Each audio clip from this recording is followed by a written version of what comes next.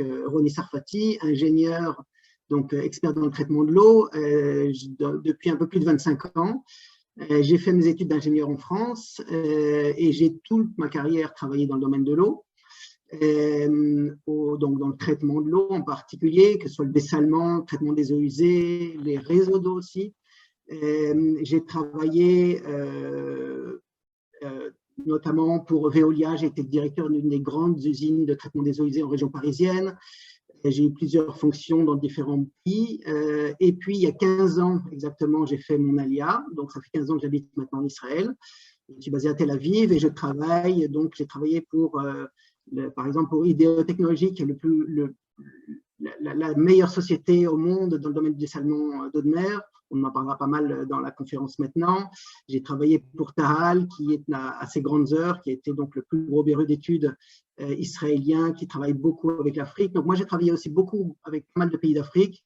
J'ai travaillé aussi avec l'Amérique du Nord, avec beaucoup évidemment avec l'Europe. Voilà, très rapidement. Aujourd'hui, je suis consultant indépendant, je travaille pour pas mal de boîtes, notamment les boîtes dont j'ai parlé, IDE, etc. Et voilà, très rapidement pour moi. Comme je disais juste avant le début de la réunion, c'était difficile pour moi de choisir de quoi parler parce que en fait, je fais pas mal de conférences dans le domaine de l'eau, uniquement dans le domaine de l'eau, mais le domaine de l'eau, c'est beaucoup de choses. Donc là, on m'a demandé de parler de l'eau en Israël et en fait, je vais parler de, comme je l'ai appelé, c'est l'eau, le défi de l'eau en Israël de 1948 à 2048. Donc, de parler de toute l'histoire d'Israël plus le futur proche, les 25 ans à venir.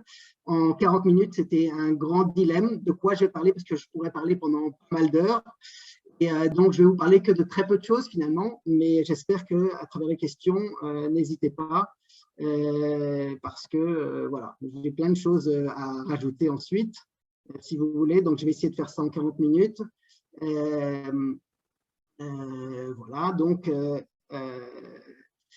je commence donc la conférence. On est, voilà, donc le défi de l'eau en Israël. Attendez, je fais comme ça, je pense, oui, hop, voilà. Ok, donc là, je pense que vous voyez tous. Voilà, donc d'abord, il faut comprendre le contexte. Israël, enfin d'abord le monde, dans le monde, l'eau, parce que l'eau dans le monde, ça me fait penser aussi, je vais peut-être un peu vous dire pourquoi j'ai choisi de travailler dans l'eau, pourquoi j'ai choisi ça comme carrière. Il y avait, on va dire rapidement, deux raisons principales. La première, c'est que c'est un métier exportable, ça, on peut travailler dans l'eau n'importe où dans le monde. Et puis, la deuxième raison, c'est que l'eau, c'est la chose la plus sociale qui soit, la plus équitable qui soit, parce que quand on travaille pour l'eau, on fournit la même eau à n'importe qui dans le monde. On fournit, on ne peut pas discriminer. Quand on donne de l'eau, on donne la même eau à tout le monde. Quand on traite les eaux, on traite les mêmes eaux pour tout le monde. L'eau, c'est vraiment un facteur de partage, un facteur de… c'est vraiment quelque chose où, quand on veut aider, l'eau, c'est quand même quelque chose de… à mon sens, une des choses qui est extraordinaire à faire. Donc voilà, on va voir un peu justement comment, dans ce cadre-là, Israël aussi aide, participe dans la région, dans le domaine de l'eau.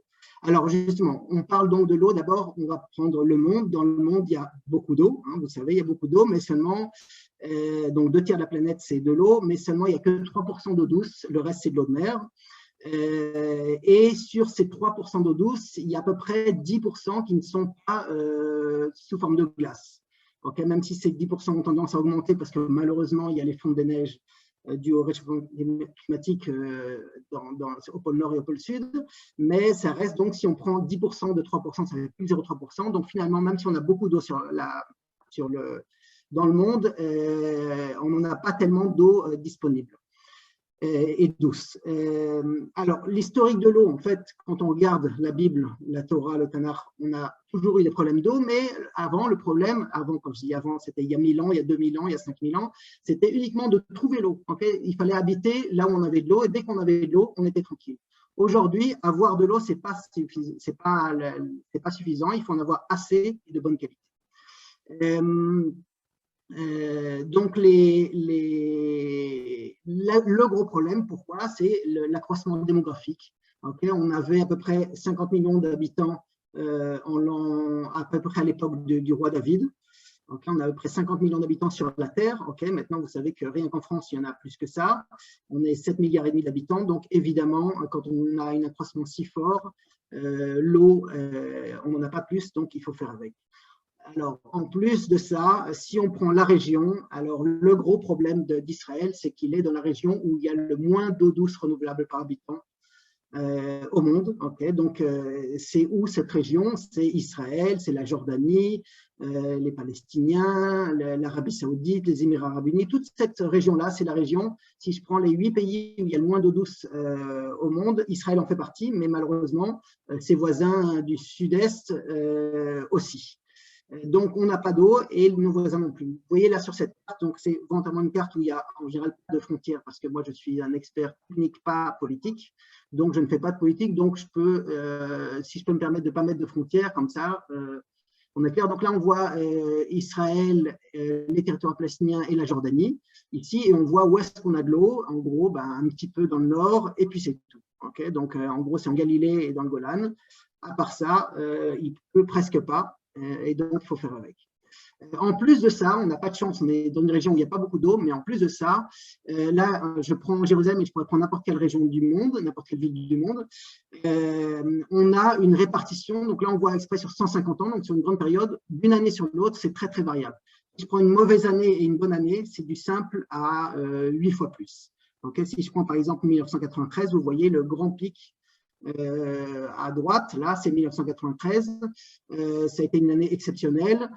Et puis d'un autre côté, il y a des années comme vers 1952, quelque chose comme ça, c'était une catastrophe. Et donc, c'est très, très variable d'une année sur l'autre. Et même si on prend d'une décennie sur l'autre, regardez la décennie des années 30 et la décennie des années 1890, ça va du simple au double, même sur 10 ans. Okay, donc, non seulement on n'a pas beaucoup d'eau, mais en plus, il y a des années, on a encore moins que pas beaucoup.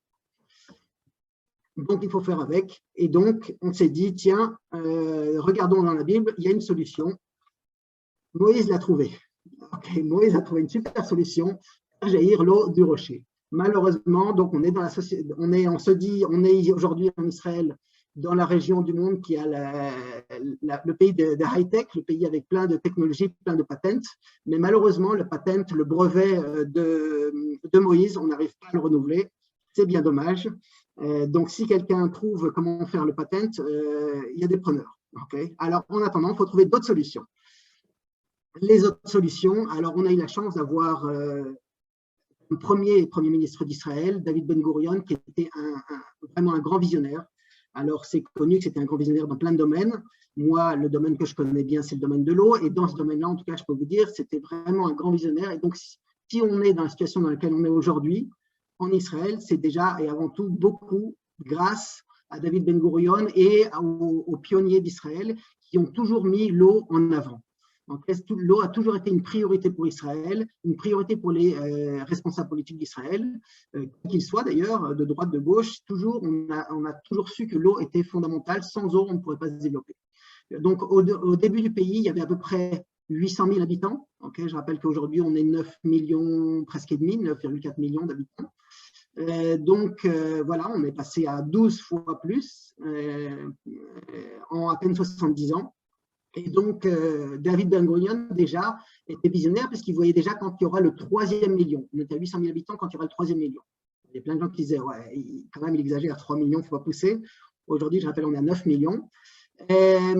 Et donc, il a dit tout de suite, il a dit, il faut absolument qu'on se prépare. Il faut donc, si vous voulez, en bas, c'est écrit en hébreu, ça veut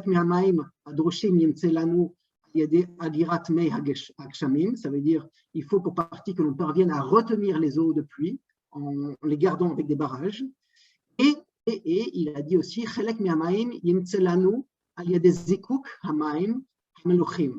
veut dire qu'il faut en partie que l'on puisse distiller l'eau de mer. Alors, il parlait de distillation parce qu'en gros, la distillation, c'était la technique qu'on connaissait bien et qui est très connue depuis longtemps pour dessaler l'eau de mer. Mais maintenant, on traduit ça plutôt, on dirait, enfin, il y a un autre mot maintenant en hébreu pour dire dessaler, puisqu'il y a plusieurs moyens de dessaler. Et aujourd'hui, c'est ce qu'on va voir, on dessale, entre autres, c'est une des solutions, puisque David Ben Gurion tout de suite s'est dit c'est ce qu'il faut faire. On va déjà voir, comme on a vu tout à l'heure, le lac de Tibériade, puisqu'on a vu que le peu d'eau qu'on a par la nature, c'est dans le nord d'Israël. Et dans le nord d'Israël, qu'est-ce qu'il y a? Il y a un lac, le lac de Tibériade, le Kinneret en hébreu. Donc parfois, j'ai peut-être parlé de Kinneret ou de lac de Tibériade, c'est la même chose. Hein. Kinneret, c'est le mot en hébreu, lac de Tibériade en français, la mer de Galilée en anglais. Chaque langue a son expression. Donc ce Kinneret, il a une particularité, entre autres, bon, c'est un lac, c'est de l'eau douce, mais c'est aussi que c'est un point bas, puisqu'il est 200 mètres plus bas que le niveau des mers, c'est-à-dire le niveau de la mer Méditerranée. Et donc, c'est un point bas, et donc l'eau qui est dans la région arrive naturellement à ce point bas. Alors, ce n'est pas le point le plus bas d'Israël, puisque comme vous savez sans doute, le point sec le plus bas d'Israël, c'est la mer Morte. Donc, il y a une rivière qui va du lac de Tibériade vers la mer Morte. Cette rivière, c'est le Jourdain. Mais si on met un barrage dans le Jourdain, eh ben, il y a de l'eau qui reste dans le lac de Tibériade.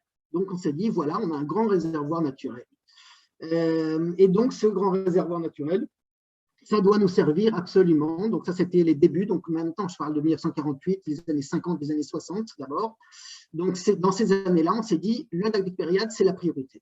Donc, il y a eu un gros projet dans les années 50, 1956-64, de mettre en place un grand réseau, l'aqueduc national, qui permettrait d'avoir de l'eau pour tout le pays. Donc, d'amener l'eau du nord du pays et de le construire. Donc là, vous voyez une photo de 1956, vous voyez les deux personnes en bas et vous voyez le gros réseau qui était installé comme ça. Donc ça, c'était vraiment dans les années 50. Israël n'avait pas beaucoup de... C'était un pays très, très peu développé, hein, c'était vraiment un pays pauvre, mais avec beaucoup de volonté, avec beaucoup de gens qui étaient très éduqués. C'est un peu la caractéristique, une des nombreuses caractéristiques d'Israël, d'avoir toujours eu, et des Juifs en général, d'avoir toujours mis le paquet sur l'éducation. L'éducation, ça a toujours été la chose la plus importante. Donc Israël, s'il n'avait pas il n'avait pas de ressources naturelles, malheureusement, c'était un pays sans ressources naturelles, mais la ressource qu'elle avait, c'était la matière grise, des gens éduqués, et donc ces gens sont mis à installer un réseau, un grand réseau. Et ce réseau, donc ici on voit avec une carte avec le nord, vous voyez, qui est vers la droite, un peu curieux. Donc on a le nord à droite en haut et le sud, donc avec Elat en haut, là où il y a le chameau. Donc on voit la Kinneret, c'est-à-dire le lac de Tibériade, et donc là on voit les rivières qui arrivent vers le lac de Tibériade, donc les rivières qui viennent de Jordanie, du Liban. Qui amène de l'eau dans le lac de Tibériade. Et puis, donc là, on voit le grand aqueduc national, Hamovil Ha'artzi en hébreu. Donc, ce grand aqueduc national qui a été créé pour pouvoir desservir tout le pays. Donc ça a été vraiment la grande priorité. C'était un très, très grand ouvrage qui a sauvé Israël ces 40 premières années. Alors, la conséquence de ça, si on prend beaucoup d'eau qui arrive dans le reste d'Israël, c'est que, évidemment, à force, quand il y a 1 million, puis 2 millions, puis 3 millions, puis 4 millions d'habitants, ça commence à devenir problématique. Alors, donc, on prenait de l'eau, en gros, dans le lac de Tibériade, et on prenait de l'eau dans les nappes phréatiques. Donc, à force de prendre plein d'eau, évidemment, le niveau a commencé à baisser. Ici, on voit une courbe sur à peu près 60 ans, de 1966 à aujourd'hui. Je l'ai mise à jour hier. Donc, on voit le 2 février 2022. Donc, hier, le niveau de l'eau du lac de Tibériade était exactement 210,27 mètres sous le niveau de la mer. Et donc, vous voyez un niveau qui est correct. C'est-à-dire qu'il y a une ligne rouge supérieure et une ligne rouge inférieure. L'eau doit être toujours entre ces deux lignes. Okay. Évidemment, on préfère qu'elle soit plutôt vers le haut, mais tant qu'elle n'est pas en bas, ça va. Là, qu'est-ce qu'on voit? On voit à chaque fois, vous voyez les courbes, ça monte, ça descend, ça monte, ça descend, puisque en Israël, pendant 6 mois de l'année, il ne pleut absolument jamais. Okay, du mois de mai-juin jusqu'à septembre, il ne pleut absolument jamais en Israël. Donc, on a 6 mois secs et on a 6 mois où il peut y avoir de la pluie. Okay, et donc, c'est pour ça que ça remonte en hiver et chaque été, ça redescend. Donc, vous voyez, des bons hivers, des mauvais hivers. Évidemment, en Israël, un bon hiver, ça veut dire un hiver avec beaucoup de pluie. Hein. Pour nous, en Israël, on est content quand il y a de la pluie.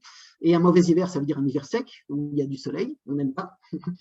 Voilà, donc par exemple, cet hiver, vous voyez, qui commence, il a commencé très tard. On peut le voir sur ces courbes qui sont ici. C'est la même courbe, hein, mais qui est plus détaillée sur les dernières années. Et donc, cet hiver a commencé que vers mi-décembre. Donc là, pour les gens qui habitent en Israël, vous savez qu'on a pas mal de pluie là, depuis un mois, mais en gros, ça commence tard. Donc, on espère, on est au milieu de l'hiver, qu'on va avoir un meilleur hiver que ce qu'il a commencé en octobre, novembre. C'était très sec. Voilà, donc on est dépendant de la pluie. C'est aussi une autre conséquence d'avoir le lac de Tibériade, c'est qu'on est dépendant de la pluie. Donc, être dépendant de la pluie, c'est embêtant. Donc, on s'est dit, voilà, le dessalement.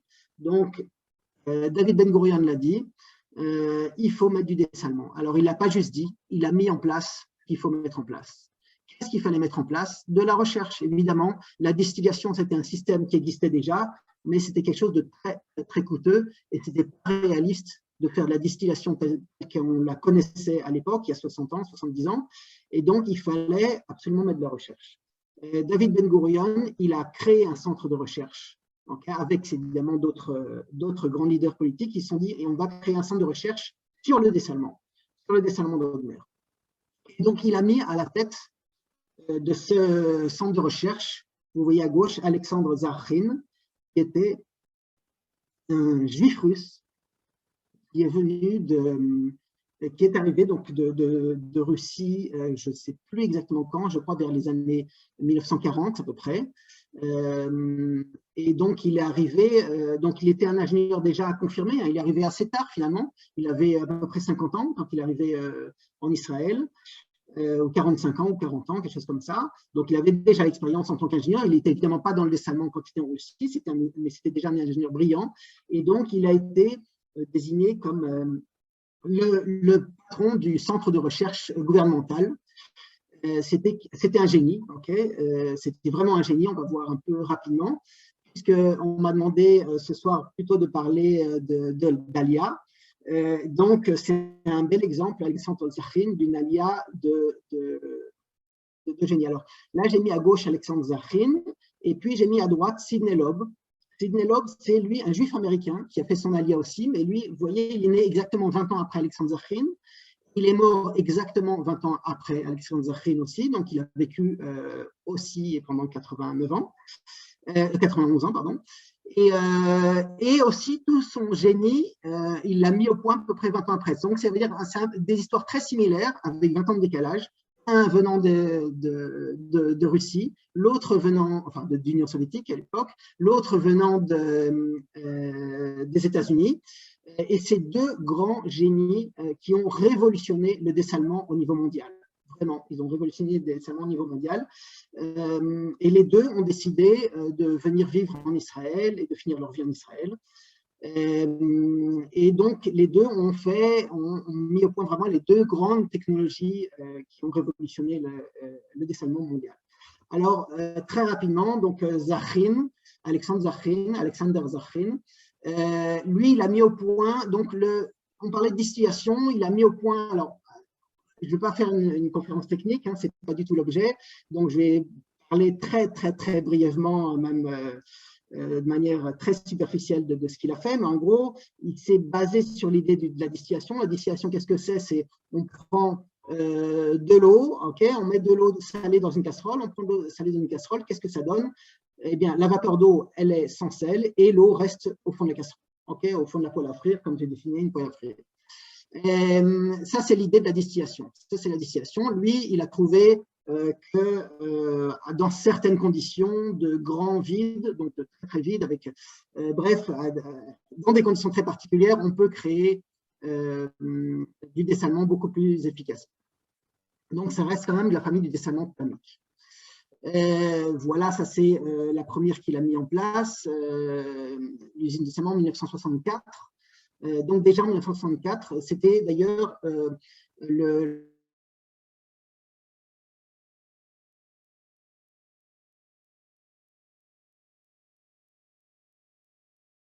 centre de recherche est vite devenu une société alors Alienation Engineering, vous m'entendez?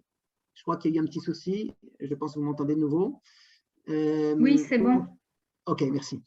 Donc, Israel Desalination Engineering, IDE, c'est le nom, enfin, c'était le nom d'origine de cette grande société qui s'appelle donc IDE Technologies. Ça s'appelait, voilà, donc Hatpala Israël, Handasat Hatpala Israël à l'origine, Israel Desalination Engineering. Et donc, c'était une société gouvernementale qui a été privatisée il y a à peu près 25 ans, dans les années 90, et qui est toujours une société 100% israélienne d'ailleurs, mais privée aujourd'hui. Et donc, à l'origine, ça a été vraiment mis en route très fort avec le procédé mis au point par Zafrin.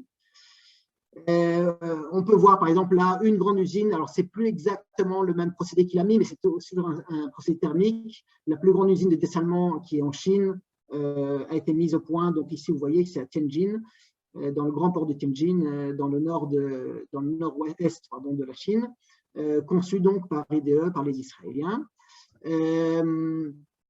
Et oui, juste pour l'anecdote, je me suis dit, tiens, ça peut être intéressant de vous montrer ce que la Zafrin a donné.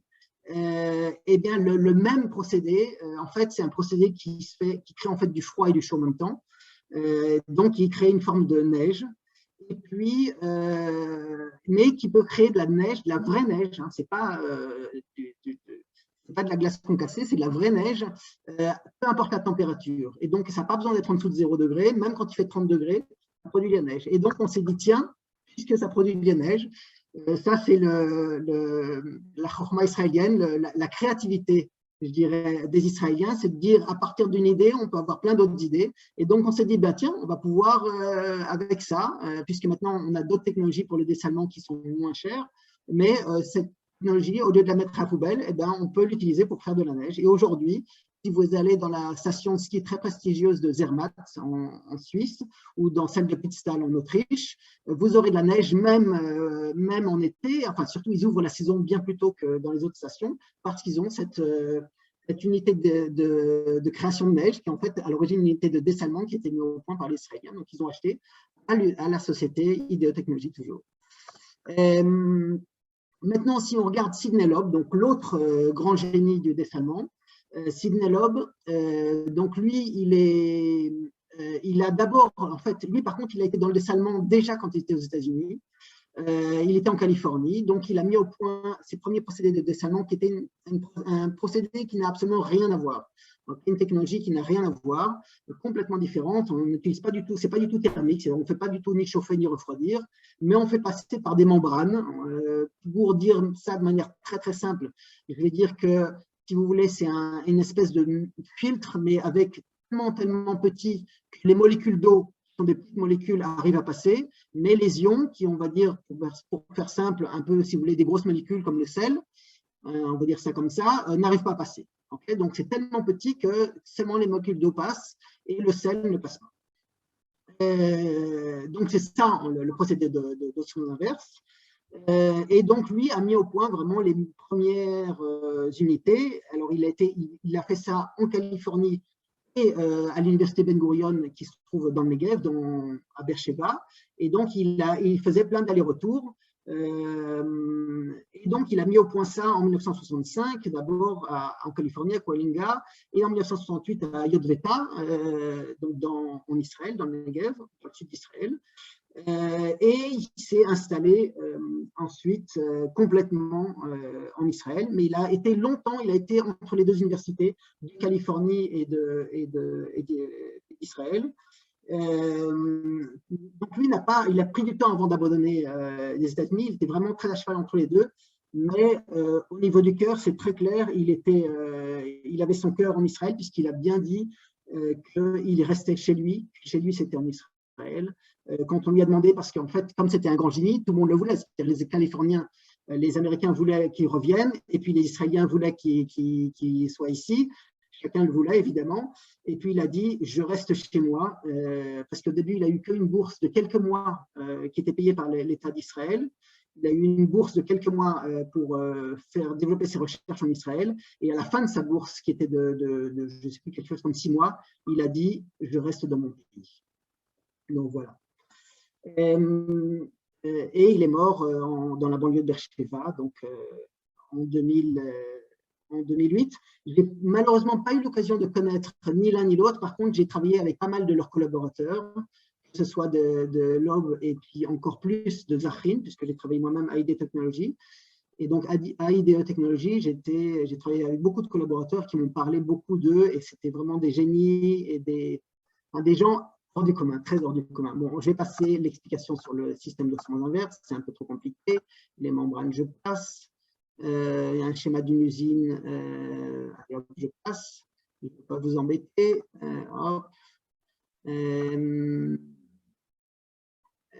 Peut-être, allez, juste pour… Non, allez, je passe aussi. Je ne veux pas vous embêter avec la technologie. Si ce que je vais vous poser, et je vais vous expliquer juste, tout simplement, là, c'est qu'en gros, dans une usine de dessalement d'aujourd'hui, alors ce que je veux vous dire, c'est que les usines de dessalement d'aujourd'hui en Israël, toutes sont passées à un système d'osmose inverse. On ne fait plus de thermique en Israël. On en fait encore. D'ailleurs, IDE continue à vendre des usines thermiques dans certaines régions du monde, puisque chacun a son avantage, hein, mais le système d'osmose inverse est beaucoup moins coûteux et beaucoup moins énergivore, c'est-à-dire très peu consommateur d'énergie, le système d'osmose inverse.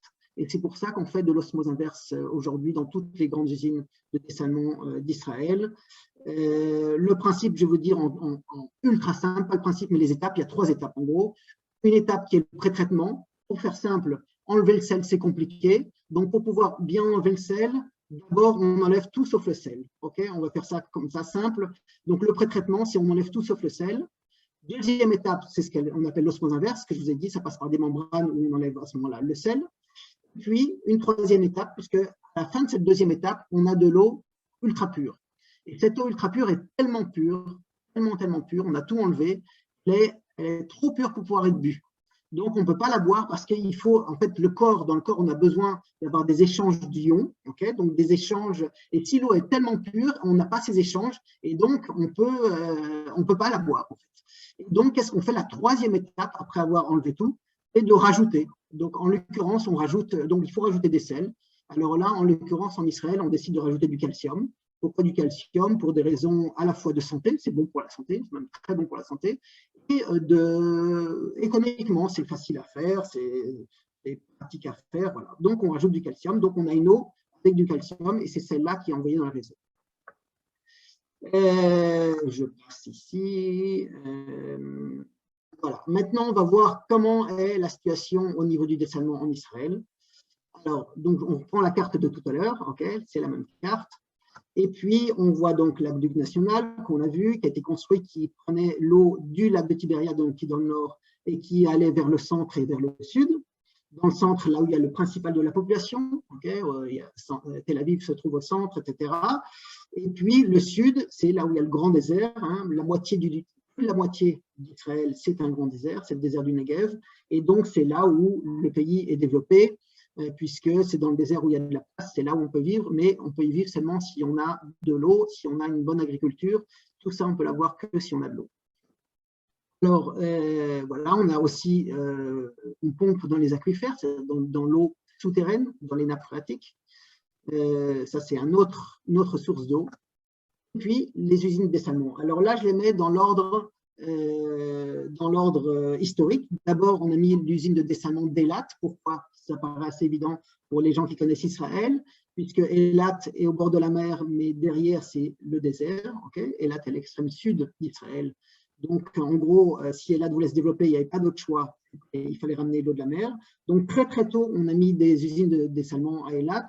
Même quand on avait des technologies très coûteuses, on n'avait pas le choix. Aujourd'hui, on a une usine beaucoup plus moderne.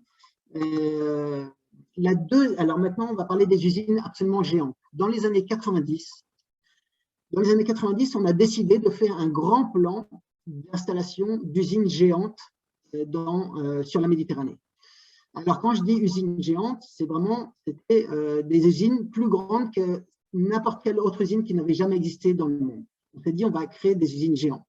Alors, on a créé la première, donc dans les années 90, on a décidé ça, tout un programme a été mis en place. Et donc, la première, c'est l'usine de dessalement d'Ashkelon, qui a été construite entre 2002 et 2005, était donc mise en route en 2005.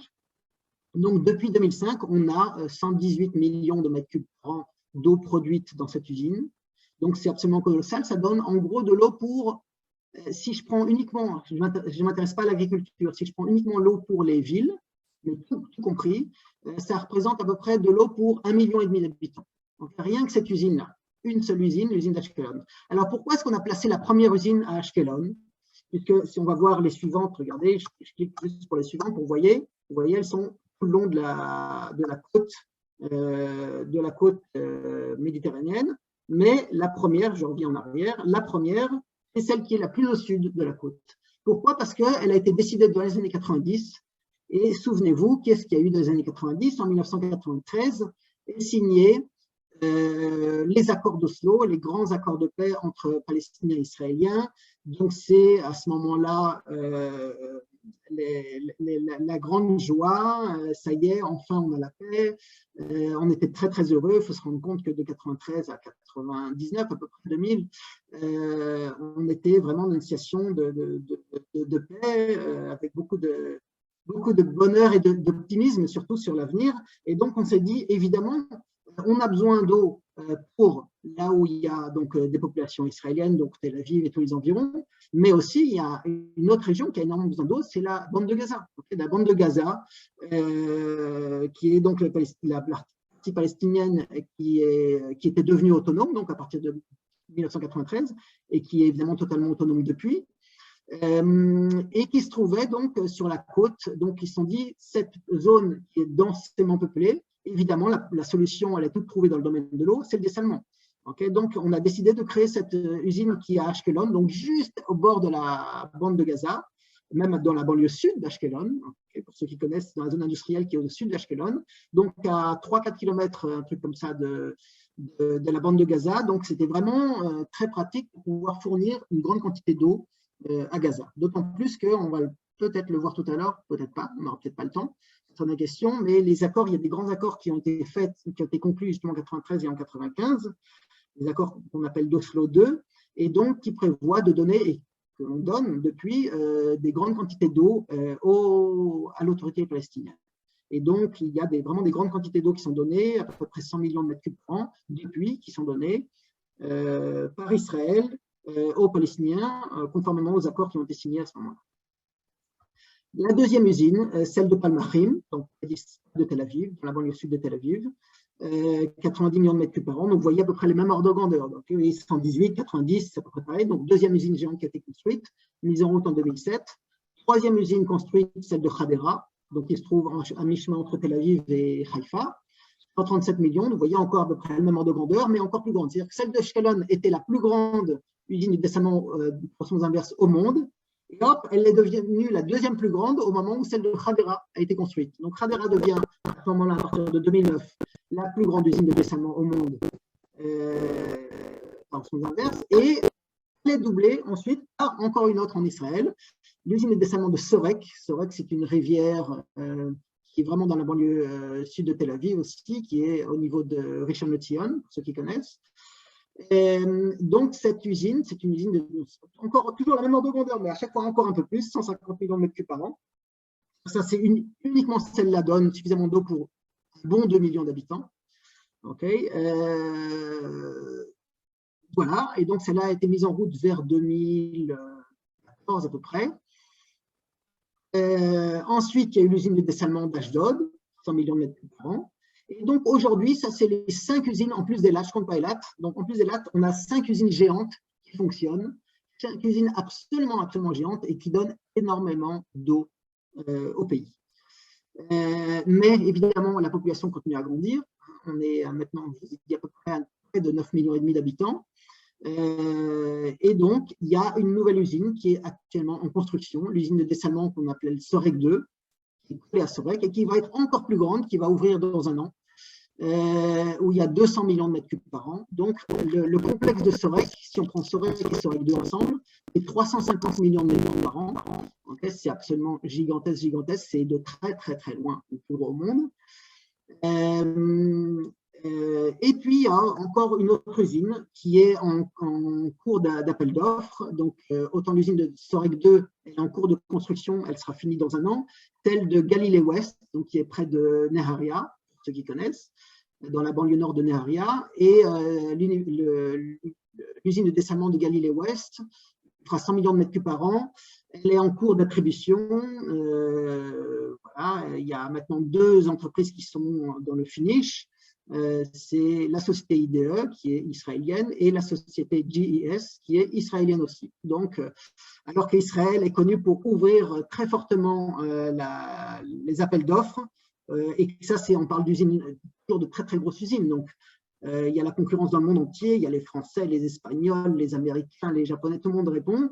Et puis, vous voyez que maintenant, la concurrence sur les 2 derniers, c'est entre 2 Israéliens, puisque dans le dessalement, il n'y a pas à dire, les Israéliens sont au top mondial. D'ailleurs, on peut le voir, puisque les usines de dessalement israéliennes sont dans le monde entier. Donc, on se retrouve aujourd'hui avec 600 millions de mètres cubes par an, et dans 3 ans, on aura 900 millions de mètres cubes par an, qui est des quantités d'eau colossales. Alors maintenant, si on parle un peu, on s'intéresse un peu au coût de l'eau. Alors regardez, l'eau qui arrive du lac de Tibériade coûte, là c'est en shekels, 2,4 shekels par mètre cube. Un mètre cube, je rappelle, c'est 1000 litres. 2 shekels 40, ça fait à peu près 70 centimes d'euros. Et puis, vous voyez que l'eau dessalée coûte moins cher. Alors, pourquoi l'eau du lac de Tibériade coûte plus cher que l'eau dessalée, alors que l'eau du lac de Tibériade, il n'y a quasiment aucun traitement, c'est une eau de très bonne qualité, il y a une petite filtration, bon, mais pas grand-chose, parce que l'eau, comme j'ai dit, du lac de Tibériade se trouve 200 mètres plus bas que le niveau de la mer. Donc, comme c'est 200 mètres plus bas que le niveau de la mer, il faut le remonter. Si on veut l'amener jusqu'à Tel Aviv, il faut le monter de 200 mètres d'altitude. Et si on veut l'amener jusqu'à Jérusalem, il faut le monter même encore beaucoup plus, parce que Jérusalem est en altitude. Donc, quand on se rend compte que la majorité de la population israélienne se trouve sur la côte, que ce soit à Haïfa, à Tel Aviv, à Ashdod, etc., l'immense majorité, la majorité des populations se trouve au niveau de la mer. Donc, l'eau de dessalement, on n'a pas besoin de l'amener loin, il y a juste besoin de la traiter. Et aujourd'hui, le dessalement d'eau de mer coûte moins cher que faire monter l'eau de 200 mètres et la faire transporter sur 100, 200, 300 km. Alors, à titre de comparaison, l'eau coûte en moyenne à peu près, c'est des ordres de grandeur, encore une fois, en Israël, à peu près 10 shekels, ça veut dire 2,5 €, voilà, en Israël. Ça coûte à peu près le double en moyenne en France. En France, le système est différent, chaque collectivité fixe ses prix. Donc là, c'est un prix à peu près moyen. Et puis, juste pour information, j'ai mis l'eau en bouteille. Je rappelle que là, on parle de 1 mètre cube, c'est-à-dire 1000 litres. Donc, le prix de 1000 litres d'eau en bouteille, c'est à peu près 2000 shekels. Okay, donc, on voit que c'est 100 fois plus que l'eau en France, 200 fois plus que l'eau en Israël. Donc, si vous voulez continuer à gaspiller votre argent, continuez à acheter de l'eau en bouteille, mais j'espère que vous êtes nombreux déjà à avoir compris que ça ne sert absolument à rien. Voilà. Et pour information, vous voyez que j'ai mis l'eau dessalée coûte 2,2 shekels pour le dessalement, mais c'est une moyenne.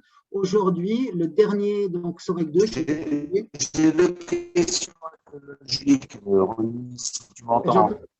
J'entends, mais très mal. Je ne sais pas qui c'est qui me parle, j'entends très mal. Oui. Ok, j'entends plus. Donc, je continue. J'espère que vous m'entendez bien. Donc, je disais, donc, le dernier appel d'offres, c'est 1 shekel 45. Donc, vous voyez que c'est même encore bien moins cher. D'ailleurs, si on regarde ici les prix, donc Ashkelon qui a été attribué fin des années 90 et qui a été mis en route en 2005, c'était 2 shekels 95, ce qui était déjà totalement révolutionnaire. Et pourquoi c'est si peu cher? Parce que les technologies sont toujours totalement avant-gardistes. Et donc, les technologies utilisées à Ashkelon, c'était une première fois qu'il y avait… Enfin, non, je ne vais pas rentrer dans les détails techniques. Dans les explications techniques, c'est très intéressant, mais bon, on n'a pas le temps de parler de tout. Ça me fait penser d'ailleurs, il faut que je regarde l'heure, je ne sais pas combien de temps j'ai encore. Je pense 10 minutes ou plus. Il faudrait que je regarde l'heure, je n'ai pas regardé l'heure. Dites-moi, Yasmine, tu me diras oui. quand on approche. Là, on est à 40, on a 19h40. Il nous reste encore 5 à 10 minutes et après, on peut passer aux questions parce que je vois qu'il y a déjà des questions sur le chat. D'accord. Alors, c'est très frustrant parce que j'ai plein de choses intéressantes à vous raconter, mais ok, donc, on passe le dessalement, on passe la… Alors, juste, je voulais vous dire encore une dernière chose sur le dessalement. Il y a une grande révolution, c'est-à-dire qu'avant, on amenait l'eau du lac du Sibéria qui était dans le nord vers le centre du pays. Maintenant, on amène l'eau de la côte, donc du centre du pays, vers partout ailleurs, donc notamment vers le nord. Donc, on a inversé les réseaux. Et maintenant, on va même envoyer, à partir de la fin de cette année, de fin 2022, on va, non, ça marche pas, ouais. On va envoyer de l'eau dessalée dans le lac du Tibériade. Okay, et ça va nous faire remonter chaque année de 70 cm le niveau d'eau du lac du Tibériade. Et ça, c'est du concret qui va commencer dans 6 mois.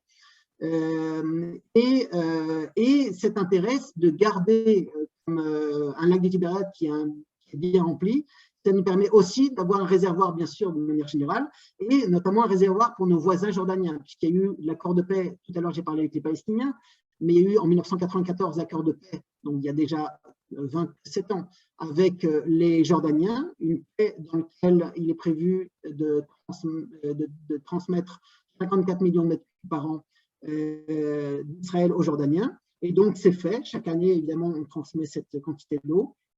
Et donc, le lac de Tibériade, qui se trouve très proche de la capitale de Jordanie, de Amman, nous permet donc d'avoir un réservoir qui est pratique et donc on donne de l'eau comme ça facilement. Et c'est très important pour nous, Israéliens, de pouvoir fournir de l'eau aux Palestiniens et aux Jordaniens dans le cadre d'accords, accord de paix ça s'appelle un accord de paix avec la Jordanie et ça s'appelle un traité avec un traité de paix avec la Jordanie et un accord avec les Palestiniens.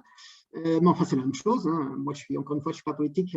Concrètement, il y a ces accords et donc ils permettent, et donc c'est très très important pour Israël de satisfaire à ces engagements. Ça permet d'avoir une beaucoup plus grande stabilité du pays et aussi des voisins qui peuvent se développer. Okay, puisque sans eau, on ne peut pas développer l'industrie, on ne peut rien développer. Donc, ça permet d'avoir des pays plus stables, une autorité palestinienne plus stable et surtout un royaume de Jordanie plus stable. Et ça, c'est très important. Je vais là voir, je vais vous présenter rapidement là un peu un résumé, parce que j'ai parlé que du dessalement, mais en fait, il y a tellement d'autres choses. Alors, il ne me reste plus que 5 minutes.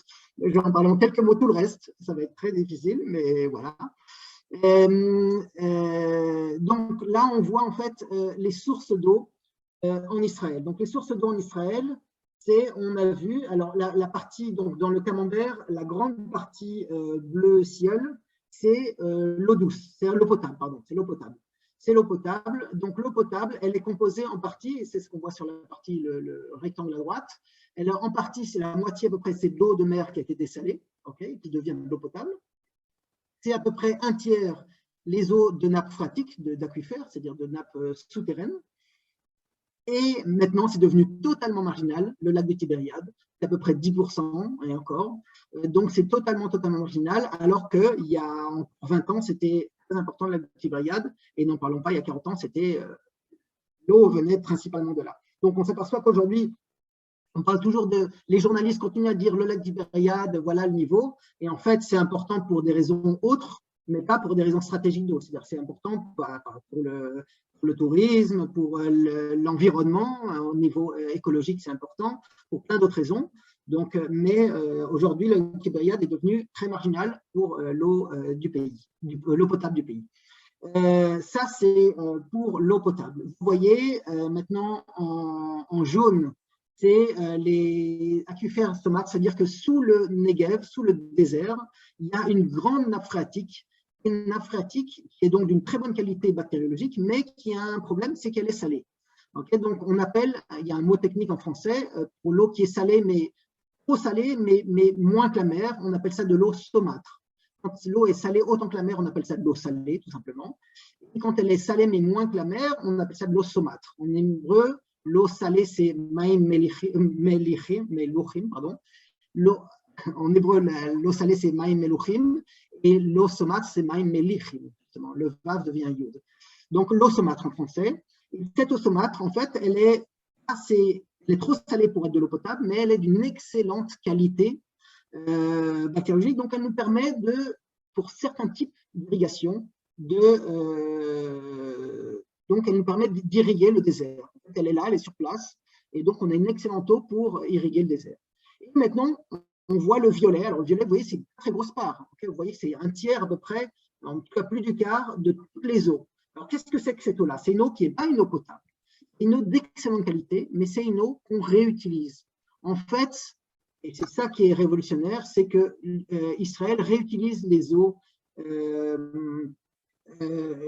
de très très loin le premier pays en réutilisation des eaux. C'est-à-dire qu'en fait, chaque goutte d'eau est utilisée 2 fois. Alors vous allez voir là, vous me dites, mais non, c'est pas 2 fois. Sinon, on aurait les eaux réutilisées qui seraient, le violet qui serait la moitié. Okay, si on réutilisait tout une deuxième fois. En fait, ce qu'il y a, c'est qu'une partie de l'eau, on l'utilise pour l'agriculture. Là, on voit l'ensemble de l'eau utilisée. Ici, le camembert, c'est toutes les eaux utilisées, que ce soit pour la population, que ce soit pour l'agriculture, donc que ce soit pour les villes et villages, que ce soit pour l'agriculture, que ce soit pour les industries.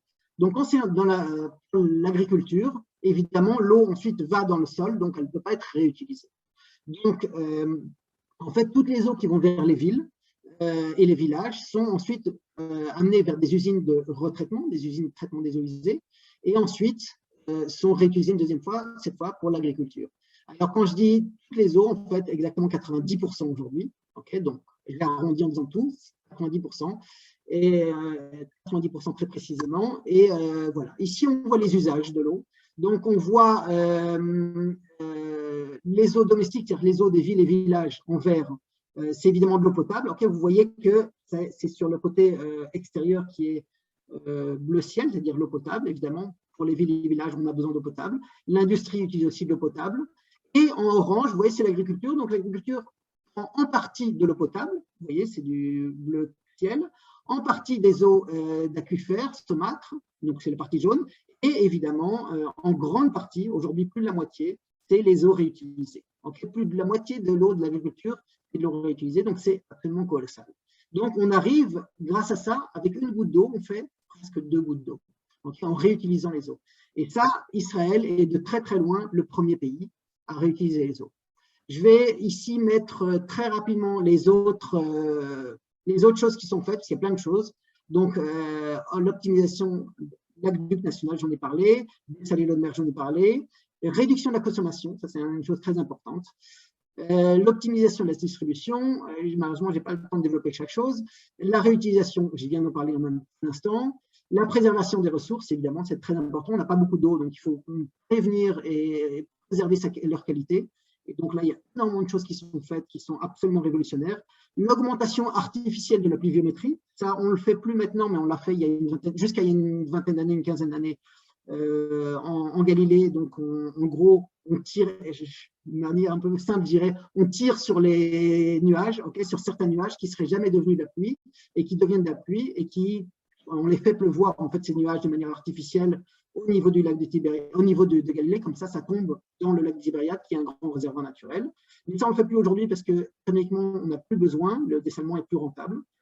Et voilà, évidemment, négociation avec les voisins, recherche d'accords, notamment, il y a des accords qui existent avec, puisque nos voisins, ils sont comme nous, ils n'ont pas beaucoup d'eau.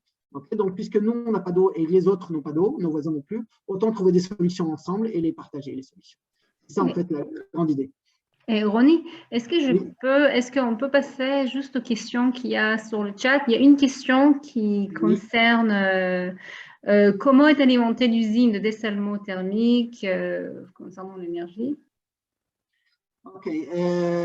Alors, les usines de dessalement thermique, alors on n'en fait plus en Israël aujourd'hui, thermique. Mais si ça vous intéresse, alors, ouais, ok, c'est très frustrant, j'ai tellement de choses à vous raconter, notamment les relations de paix avec la Jordanie, c'est passionnant, les lots qu'on donne, comment, les respects des accords avec les Palestiniens aussi, tout ce qu'on fait avec la Cisjordanie, même avec Gaza, alors que vous savez qu'avec Gaza, malheureusement, on n'est pas du tout en paix, mais au niveau de l'eau, on fournit de l'eau conformément aux accords de 93.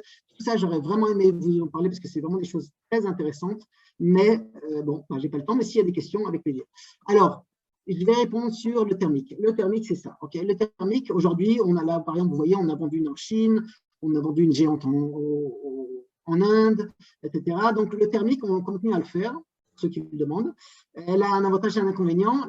L'inconvénient, j'en ai parlé, c'est que ça coûte beaucoup plus cher. C'est très plus énergivore, mais l'avantage, c'est que c'est extrêmement fiable, même si on a de l'eau de très mauvaise qualité qu'on prend de la mer, si on a une eau polluée, si on a une eau avec des algues, ça va donner toujours quand même une eau qui va sortir, qui va être d'excellente qualité. Le principe, en gros, là, je vous ai expliqué le principe de la casserole, ok? C'est le même principe qui est utilisé, mais au lieu de faire avec la casserole, d'utiliser l'eau, de la réchauffer, de faire de la vapeur, parce que faire de la vapeur, c'est ça qui nécessite beaucoup d'énergie. Au lieu de faire de la vapeur une seule fois, on fait de la vapeur une fois, mais cette vapeur, puisqu'on n'a pas besoin de vapeur, on a besoin d'eau, eh bien, on la refroidit. Okay, on refroidit cette eau, on refroidit cette eau, et cette eau qu'on a refroidie, on profite, puisqu'on a refroidi l'eau, c'est-à-dire qu'on a récupéré de la chaleur, on récupère cette chaleur, on fait un échange thermique, et pour réchauffer de nouveau une autre partie d'eau. Et on fait ça une fois. On fait ça, alors il y a toujours un peu de perte de chaleur, mais on arrive à le faire 2 fois, 3 fois, 4 fois, on arrive à le faire 14, 15 fois au total. Et donc, c'est ce qu'on voit ici. Ici, en fait, on ne se rend pas bien compte, c'est absolument énorme. Hein. Le rond, c'est à peu près 9 mètres de diamètre, et la longueur, c'est à peu près 100 mètres de long. Okay, donc, ça, c'est des usines. Et en fait, chaque morceau, c'est un morceau qui, en refroidissant, on réchauffe notre partie. Voilà, c'était un peu technique, mais puisque j'ai une question technique, j'étais obligé de répondre. Voilà. Il y a d'autres questions? Il y a pas mal de questions sur le chat. Et il y a une question sur la mer morte. Qu'est-ce qu'on fait avec le sel après le dé... Voilà. Ok, ça, alors le sel, c'est pas sur la mer morte. Le sel, c'est le sel du dessalement. Oui, qu'est-ce qu'on fait avec le sel du dessalement? Exactement. Et aussi une autre question sur la mer morte. Ok, ben oui, il y a plein de choses, j'aurais aimé vous en parler, mais c'est dans la suite.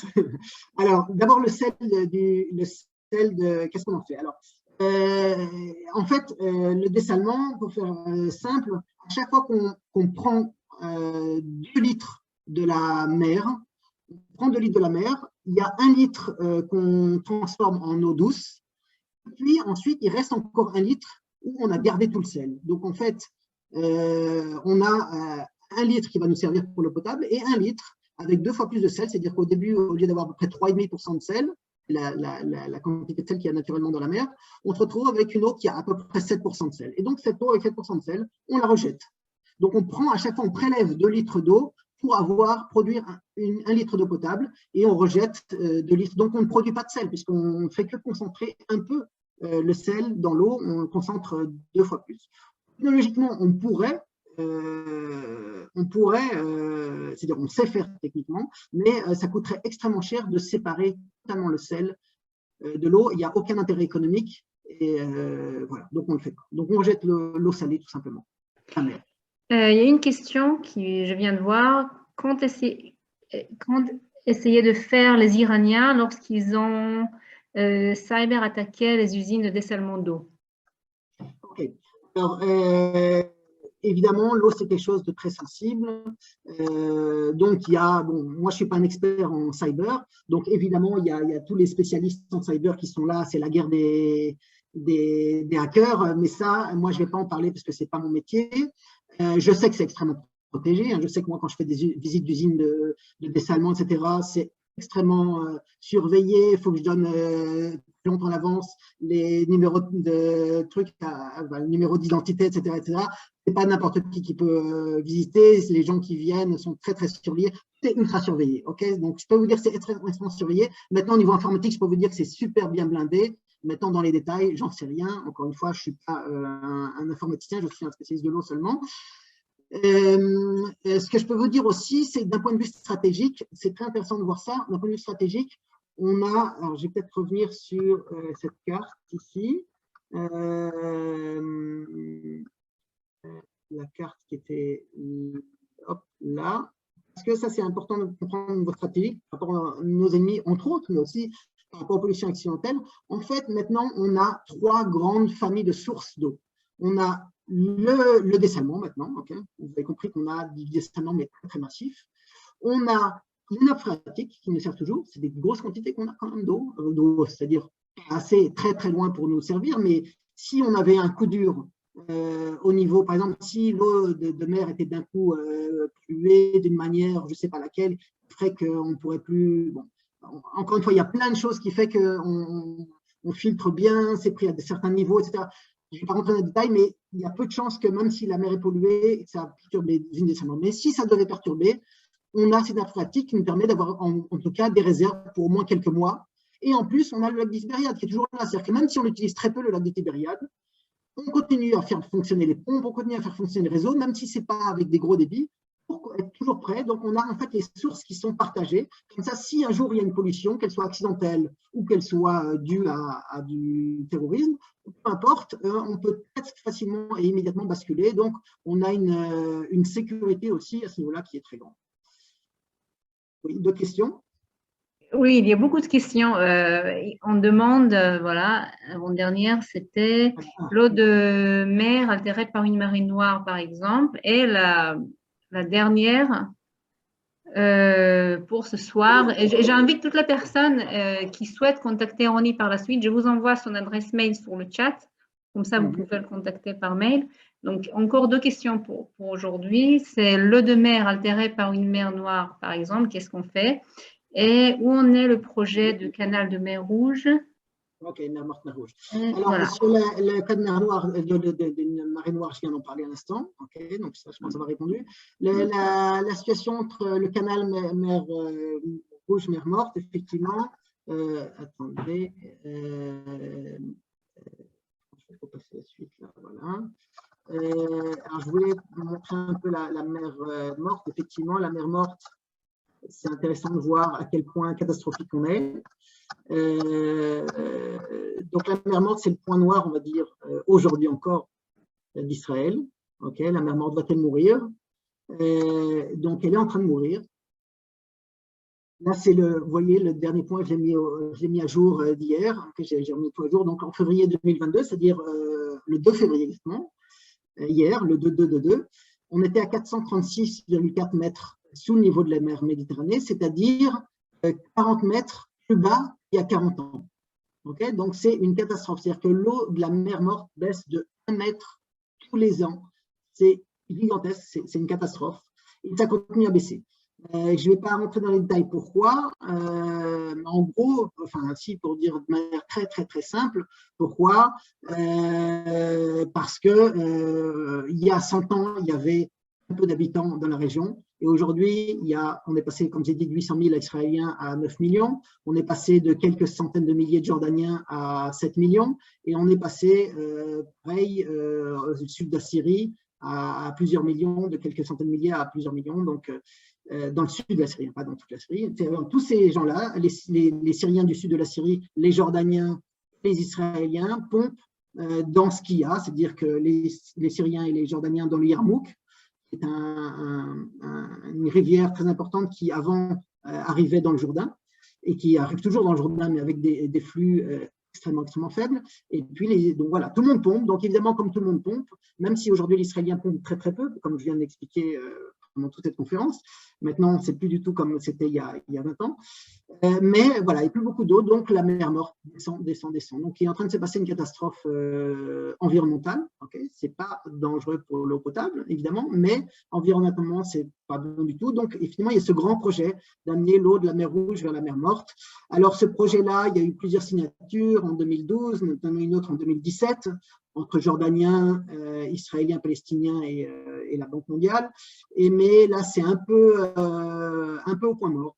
C'est un peu au point mort en ce moment. Donc, malheureusement, un peu tout le monde traîne. Je ne vais pas rentrer dans la politique, d'ailleurs, je ne connais pas bien les détails à cause de qui, mais c'est à cause d'un peu tout le monde, ça traîne, quoi. Donc là, je ne peux pas vous dire quand. Il y a toujours ce projet, le grand projet de la mer morte, de sauver la mer morte, qui intéresse beaucoup autant les Jordaniens que les Israéliens, que les Palestiniens, c'est-à-dire les trois frontaliers de cette petite mer. Et donc voilà, donc j'ai malheureusement aucune date à vous donner. Je pourrais vous en parler beaucoup aussi, j'ai fait une conférence exclusivement là-dessus déjà, mais par contre, je ne peux plus du tout vous donner de date, enfin je ne vous ai jamais donné de date parce que justement on est toujours en attente, mais là on est encore plus en attente qu'avant, puisque là les gens traînent, voilà, malheureusement. Ok, une autre question? Tout le monde te félicite, Ronnie. On te remercie beaucoup, c'était passionnant, merci beaucoup. Et il y a des gens, on nous demande déjà une série de conférences, pas une deuxième conférence sur le sujet, parce que c'était très intéressant.